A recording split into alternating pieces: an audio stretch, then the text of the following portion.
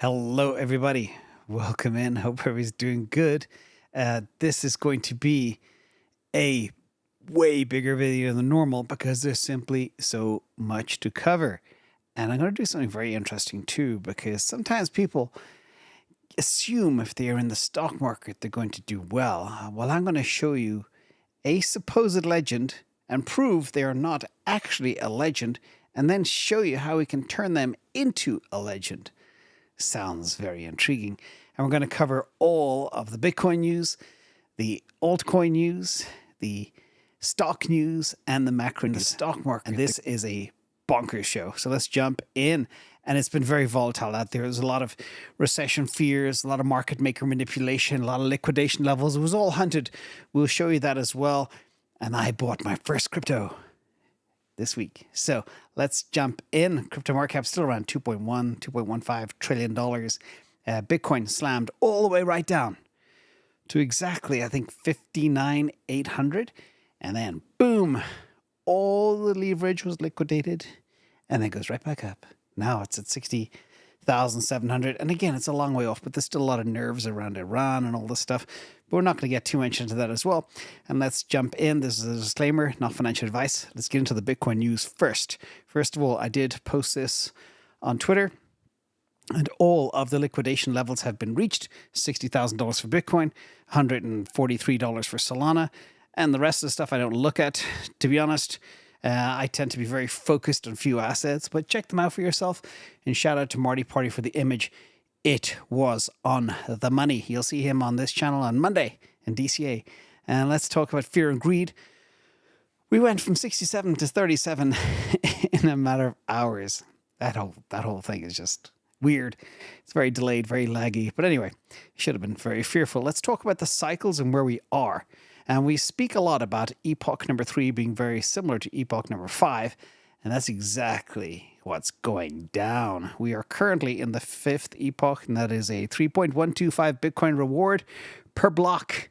And it reflects the cumulative effects and moderate growth and stability. However, the Bitcoin market dynamics have evolved with a lot of regulatory scrutiny. We have the ETFs now, which is great.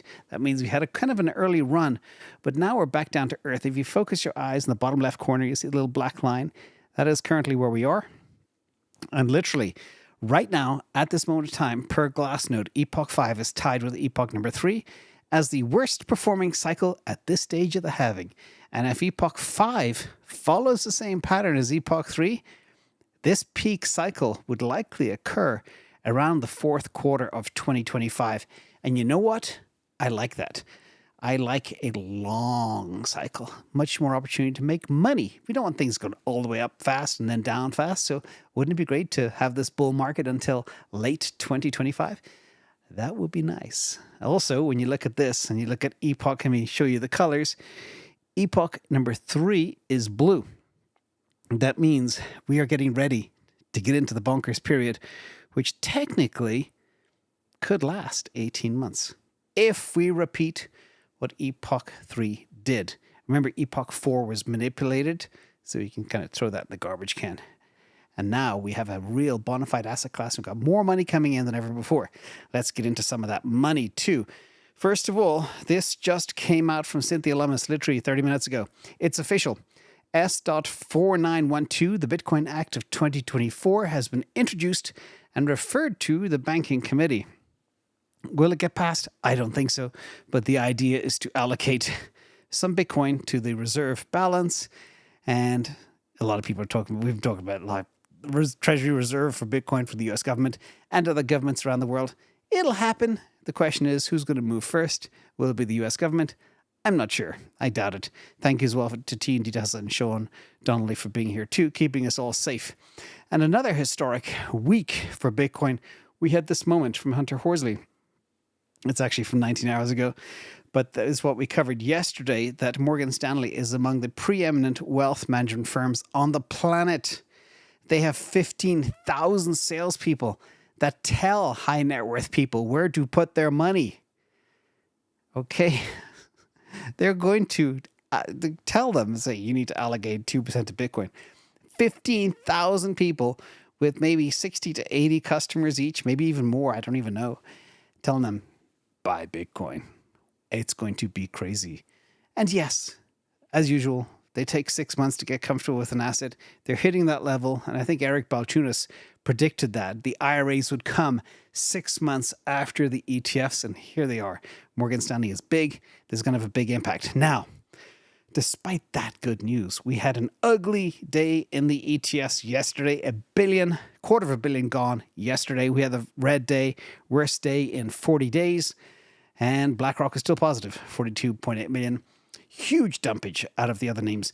Now, I don't know if the people playing this trade over the last 2 days knew about the recessionary mess that we are going into, or they knew about the saber rattling in Iran. I'm not sure, but they sure made the right moves early and pulled a lot of money out of these ETFs.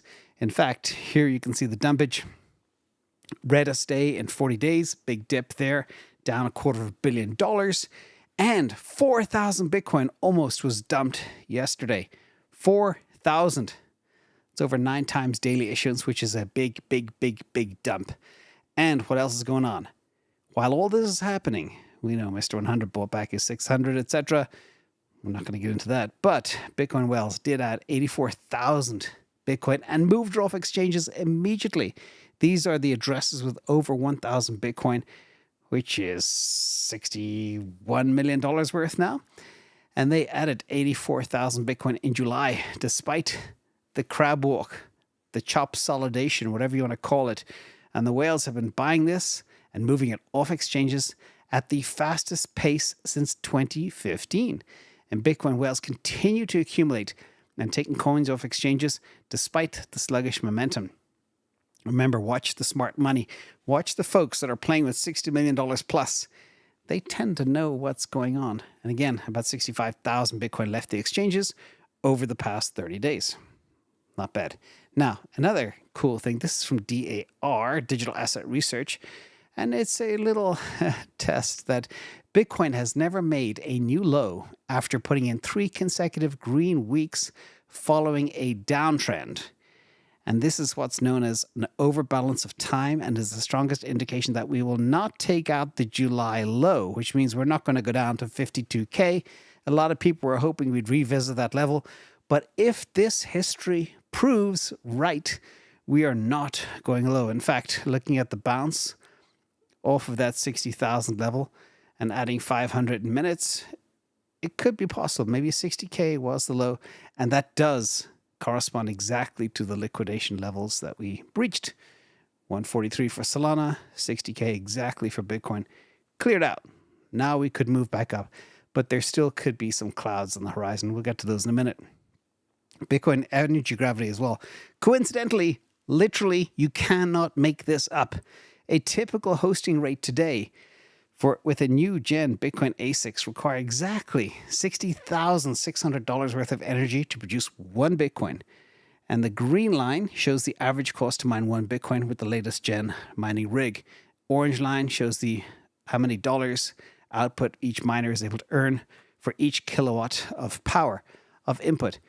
But it's incredible that the energy gravity is exactly $100 off the current price. That means typically it doesn't stay down there for long, or else the miners wouldn't be profitable. Now, this one is a little bit out of sequence. Excuse me for that. This should be down here. One thing I do want to talk about, though, is liquidity. Global liquidity is rising. I should really have this in the macro section, but it did hit a new all-time high. And that is good, because that will float all boats for us. That happened this week as well. So much happened this week. It's kind of out of control. Let's get into the altcoin news, then the stock news, which has a couple of very, very shocking details and some macro news too. Altcoin news. Let's look at the layer 1, layer 2s. Again, it was a crappy week. Near was the gainer for the week, but it was bad. Everything was red this week. Stablecoins also pretty flat. Commits, Cosmos again, weekly active developers as well. And it was just a nothing burger weekend. Nothing really spiked. Everything was kind of steady. Daily active users across all chains. So nothing much to report there, unfortunately. It's the first week that all of this stuff is kind of flat, which makes you think there could be a problem with the data, but I don't know. I don't think so. I think it's just a down week. Now let's talk about this. I've been pinged 1 1,000 times this week about addressing the FUD. Right? There is an absolute FUD storm now from all the other chains. It's kind of what's happening for years, but it just sprung up lately that people are very upset with this chain called Solana. And this is from Patrick Scott. The top DeFi applications, which I believe is the biggest use case for blockchain. Not only, these are the top 10 chains by fees over the past 24 hours. 5 of 10 of them are either Solana or on Solana itself. We are in an entirely different world from 1 year ago. And this is the problem. Those that have bags that are not part of this chain are getting very desperate. They know we're over halfway through the bull market and they haven't made any money. So now it's trying to take down the king. And that's exactly what's happening right now. Let's share some more data and then we get into the FUD stuff. For the first time ever, Sol flips ETH in monthly DEX volume, not just on a daily basis, but on a monthly basis.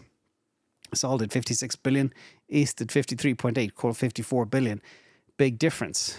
Again, monthly DEX volume for the first time ever in history.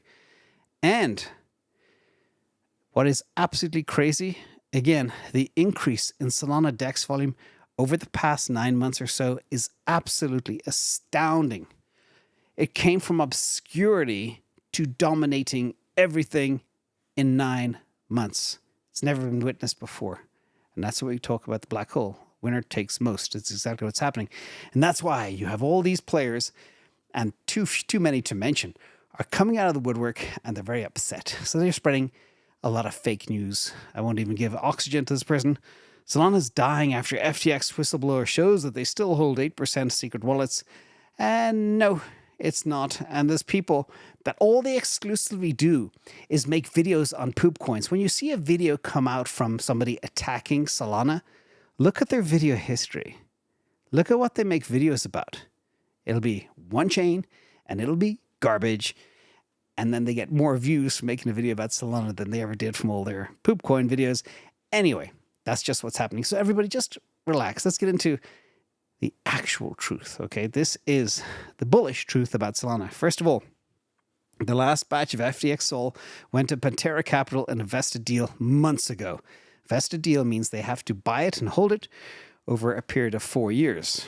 And also, experts are predicting significant buying pressure for Bitcoin and Solana due to the redistribution of $16 billion in cash by FTX. Not only is global liquidation going up, but money's coming in from this FTX money, 16 billion. What are these people going to buy? They're probably going to buy what they had before and buy it back again, everybody. This also is a fact. And the potential approval of a Solana ETF, there's been a lot of chatter about that this week, that it's back on the table. Van Eck and 21 shares are in line to get it done too. Pantera Capital calls Solana the macOS of blockchains. Weekly active addresses hit a new all-time high. And Solana passed Ethereum in monthly DEX volume for the first time in history. It is crushing everybody. And this is before Fire Dancer. Okay? This is the desperation that we'll talk about in a minute with another slide. Those that have bags and other things are really, really getting upset. So everybody, do your homework. Follow the smart and honest people, not the pumpers. Okay? They have an agenda. And that agenda is not to help you. It's to help themselves. All right? Now, speaking of things that have really sucked in the bull market, this is the bad about layer 2s from Milk Road Daily. You should consider this chart either very bad or very ugly. It just depends on your perspective. But there's no doubt that the L2 tokens are all down hard, with the exception of MNT and Stacks. Year to date, everything is completely taken it in the shorts. Remember, okay, as I've always said, L2 is a band-aid on a problem. It doesn't solve the problem. It's not standalone. It's still very cumbersome to use. There's a whole bunch of negative effects, and that's now being reflected in the price. So be careful, everybody.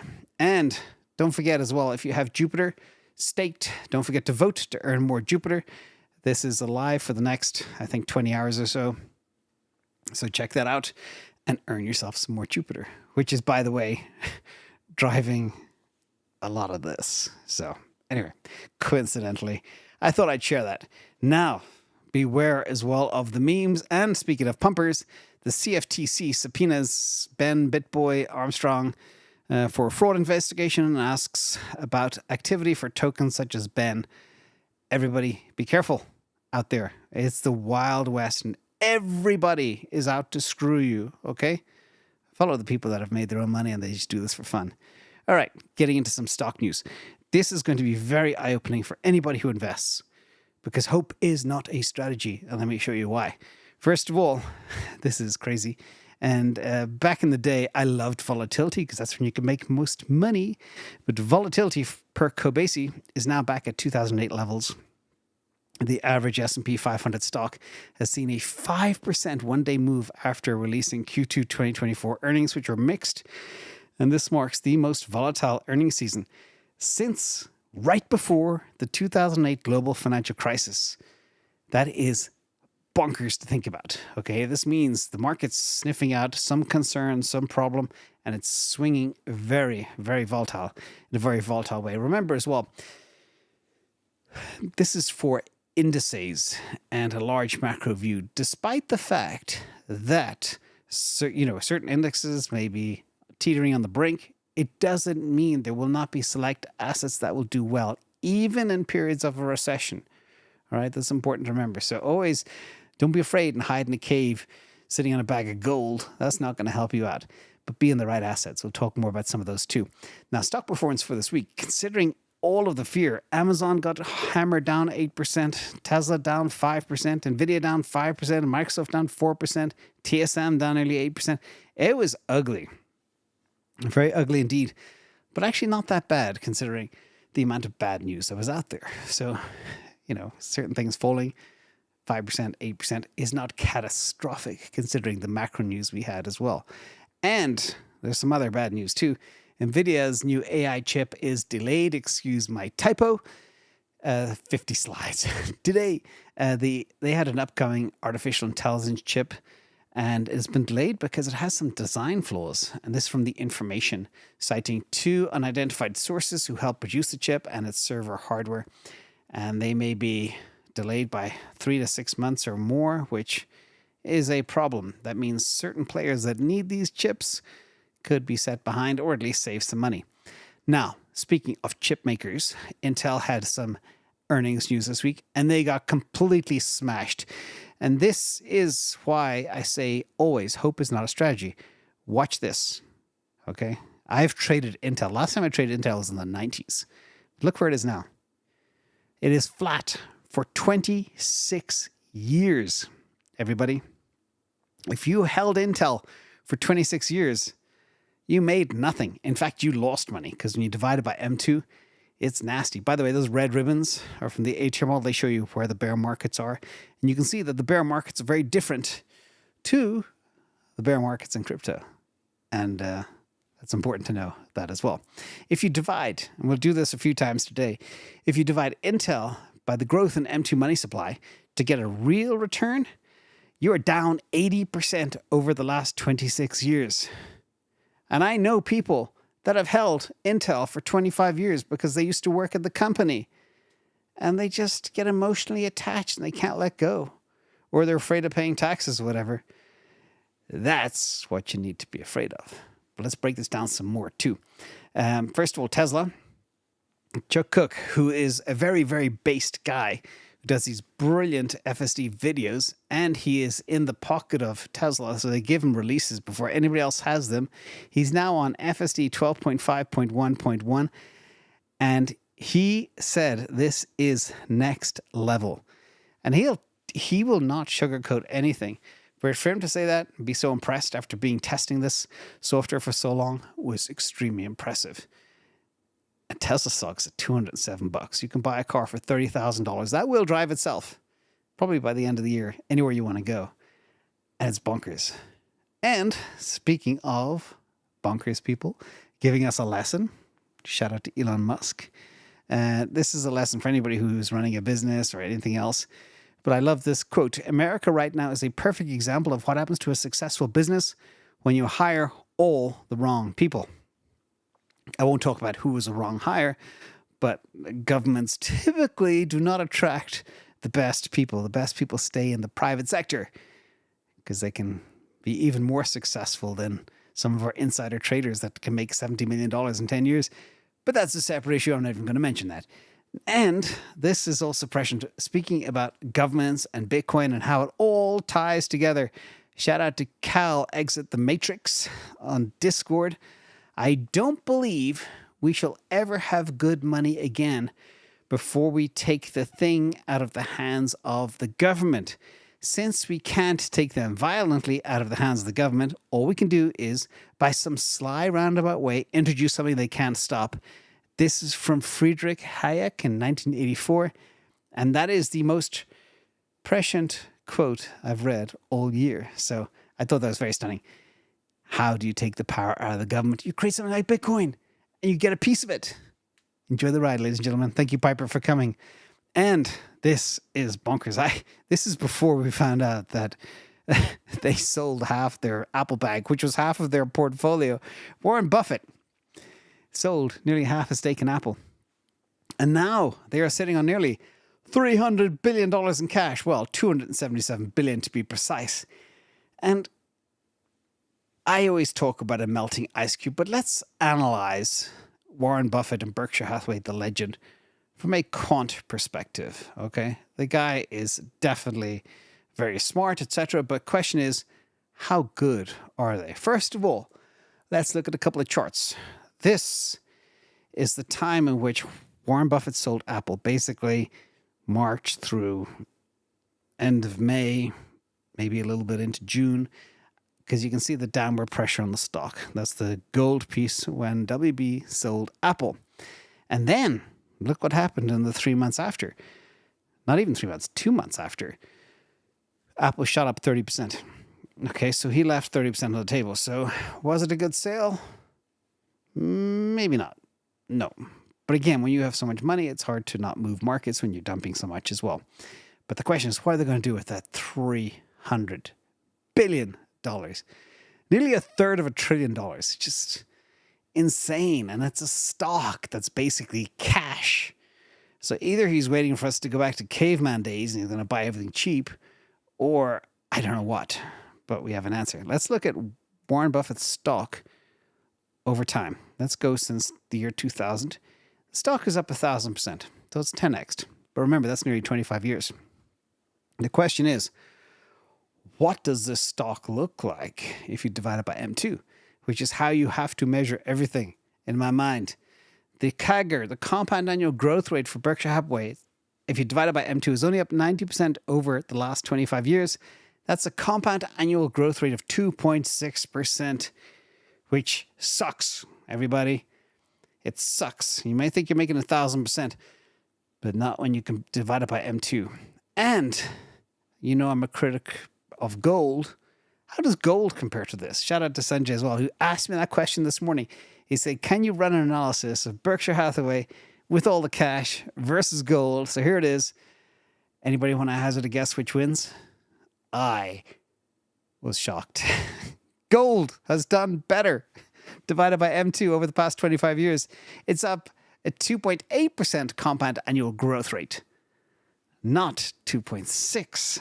So, Warren Buffett, if you're listening, I can turn you into a legend. And I will come back to this video in 1 year, in 3 years, in 5 years, and we'll see how good I was, okay? This is the confidence. And I tweeted this morning. So Warren, if you're listening out there, or somebody who knows him, say, hey, Warren, take that $300 billion. If you want to create and cement your legacy forever, put $150 billion into Bitcoin before anybody else does, and the other $150 billion into Tesla. I guarantee you, your CAGR will be way north of 20 to 30%, maybe even a lot higher, instead of 2.6. It's that simple. And he's not afraid of being, going for the jugular, high conviction assets like Apple, half of his bag in Apple, then sold half of his bag. Now is sitting on $300 billion in cash. So Warren, drop me a line, send me a text, whatever. See, we'll chat about this. Let's go. Now, the macro news. Sorry, it's a long window. There's so many things here. Just don't get married to any one asset. Ride it while it's running fast. And when the tide turns, get off quickly, ladies and gentlemen. First of all, macro news. Let's talk about where we are from, again, Kobeissi. How is this a soft landing? Over the last week, Japan's stock market posted its largest drop since 2020. Everybody's worried about the carry trade between the dollar yen. We'll talk about that next week. US unemployment rate rises to 4.3%, highest in 3 years. Starbucks reports a 6% decline in store traffic. By the way, fun story. I've gone to Starbucks twice this week, and I don't wait. I'll give them 2 minutes to serve me, 3 minutes max. If I'm not served, I walk out. That happened twice.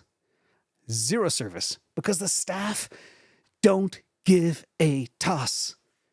Everybody's checked out. Everybody's like looking at their phones and futzing around, maybe slowly mopping a floor, not servicing customers. Idiots. Figure it out. Motivate your employees. Anyway, Intel erases 1/3 of its value in one day. We just covered that too. Amazon falls on lower than expected revenue. And 10-year note yield falls 40 basis points in 1 week. That is absolutely 4-alarm fire bells going off, whatever you call them. By the way, Bitcoin just broke 60K again. We are ugly. I have to find out what's going on in the macro, but something bad is happening. And the ISM manufacturing index fell to 46.8%, lowest level since 2023. Things are really bad out there. So bad that bad news is bad news again. We've ended the bad news is good news regime, and the bad economic news is now bad news for stocks. We're no longer looking at data to confirm a downturn. The downturn is here, ladies and gentlemen. It has arrived, and the gauge now looks at the magnitude of the downturn, its fallout, and as always, its impact on financial assets.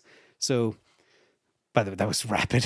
Bitcoin fell from 60,200 to 59,800, back to 60,200 in like 60 seconds. I was like, whoa, that's why I said something's bad here. Anyway, bad news is bad news again. Third time I said it this week. Crazy. And to prove how bad things are happening and so fast. And this labor data is already fake to begin with, but they're even posting bad numbers despite being fake numbers, because the real numbers will be a lot worse. It's only August 2024, and we've already blown past the 2026 forecast for unemployment. Blown past it at 4.3% right now.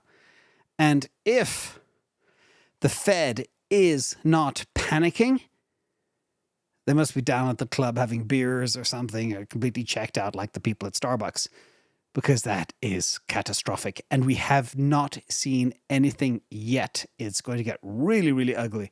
So they're already firing up the money printer, but they better cut rates ASAP. Speaking of cutting rates ASAP, now 4 to 5 rate cuts are forecast by December, an 80% chance of a 50 basis point cut in September, and maybe even before that. We don't know. So conclusion, everybody. Long story today to recap the week, but it was so much you all need to know here about markets and macro and stuff, and now it's all connected. Governments, etc. So where are we? Economy hit the fan. ISM tanked. Jobs tanked. Jobless claims highest in years. SAM rule is triggered. Recession is in play. There is no soft landing. And there's saber rattling in the Middle East. And the whales continue to stack Bitcoin. That's the story. As I say, everything, the wheels can come off everything. Bitcoin will still do okay. Despite the fact it's down at 60K as we talk. I expect it to be about 42,000 at the halving. So we're still up, 4x since the bottom. So not too bad. And we have a long way to go. Remember, the second half is when all the action happens. That's where we are now. Just got to get through this fear cycle. Thanks everybody for coming. Thank you to Mods and Chat. Thank you, Bitcoin Maxi. And oh my God, 8,000 people watching. I hope I didn't scare anybody, but it's important to be aware of what's going on, everybody. And thank you all for coming. I'm now going to switch gears and start working on the weekend Q&A, which will be at noon tomorrow Pacific in about 22 hours. And there'll be some amazing questions answered there as well. Thanks, everybody. Have a good night. Thank you to the mods in the chat. See you all tomorrow.